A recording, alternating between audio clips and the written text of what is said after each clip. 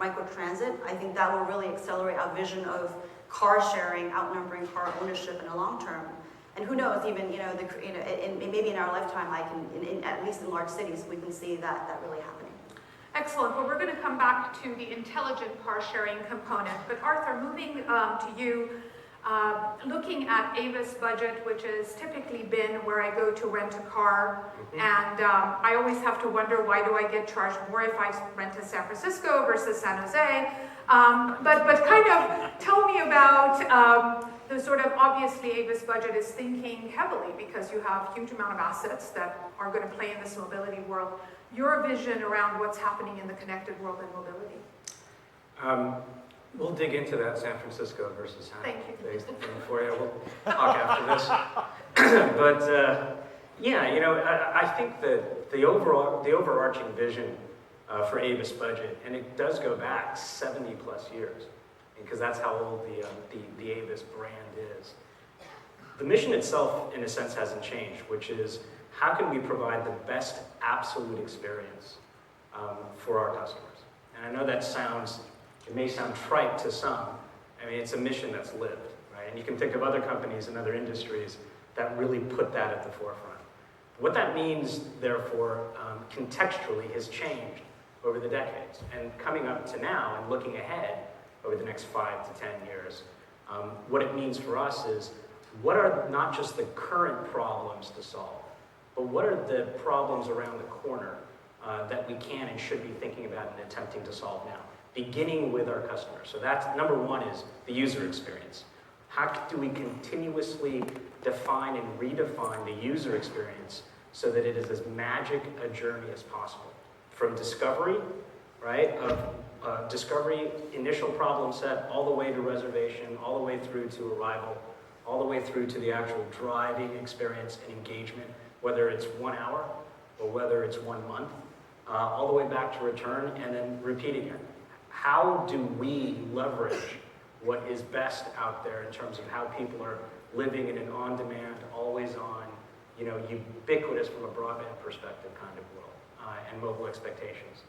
The second thing, like I mentioned before too, Linda, is connectivity. And I think it's a word that we need to define, and hopefully we will through the course of this panel. But what I'll posit there is, for us, connectivity is a very established data set of what we expect to get real-time communication from our vehicles and our fleet, what we expect to also communicate to that fleet, and what kind of communication in real time with our drivers, our customers as well. But then as we look ahead, as Tracy said, there's vehicle-to-vehicle communication, there's vehicle-to-environment communication and connectivity, and then there's partnerships that we have today that we want to expand on. One of my partners is to my left, for example, that we want to expand on so that we can continue to provide services to our customers, but also to our internal customers. How do you manage a global connected fleet of more than 600,000 vehicles in 11,000 locations in 132 countries?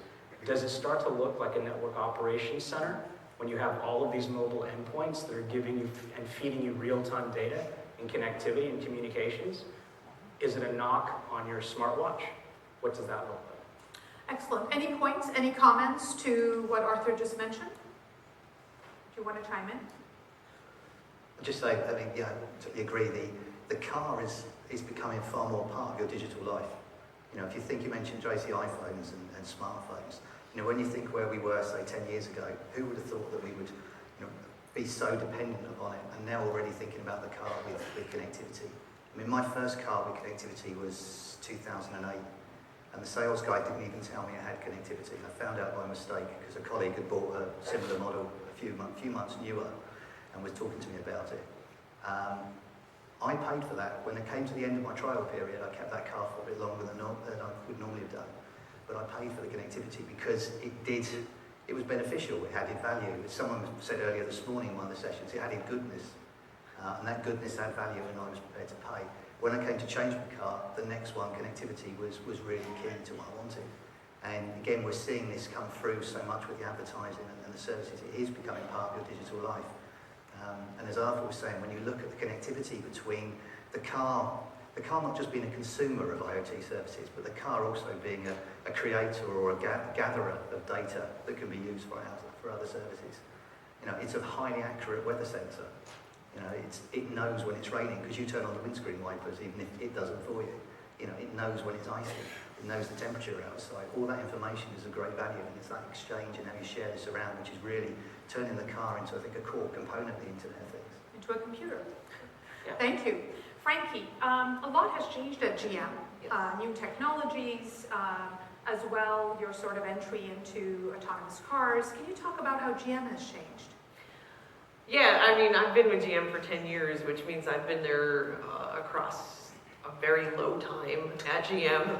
And, you know, I think the primary thing that has changed for us is there was this focus really on the passenger car sold to an individual as the be-all and end-all, to understanding over the last several years that it's part of a bigger mobility discussion. It's part of potentially people wanting to either car share or ride share or any number of other things. And so we as GM have responded to that.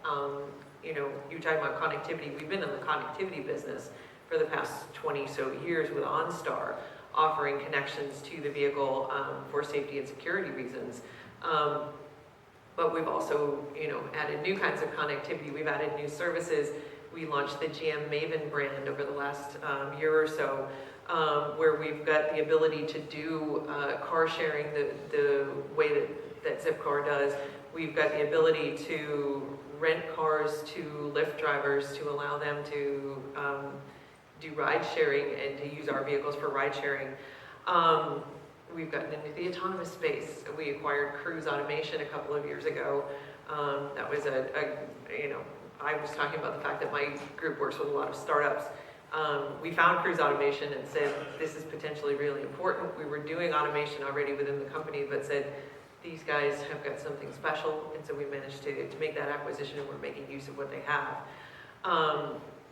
In terms of more incremental parts of autonomy, because everybody talks about the different levels of autonomy, we're also launching vehicles right now. The 2018 CT6 from Cadillac is coming out that is going to have the newest version of Super Cruise. Super Cruise allows you to, it's an improved cruise control. It allows you to maintain not only the distance, the following distance to the car in front of you, it keeps you lane centered.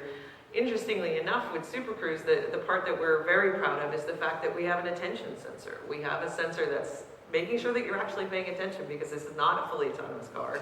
And we don't want to have an accident because somebody was deciding to watch a Harry Potter movie when they should have been paying more attention. If you're not paying attention in Super Cruise, the system will notify and deactivate and slow you down safely so that you don't get into a bigger problem. So we're looking at autonomy, we're looking at connectivity, and we're looking at sharing. Actually, the acronym I like to use is ACES, so you've also got electrification in there. There's a lot of new technology areas that we've gotten into, mainly in the last several years, I would say the last 3 or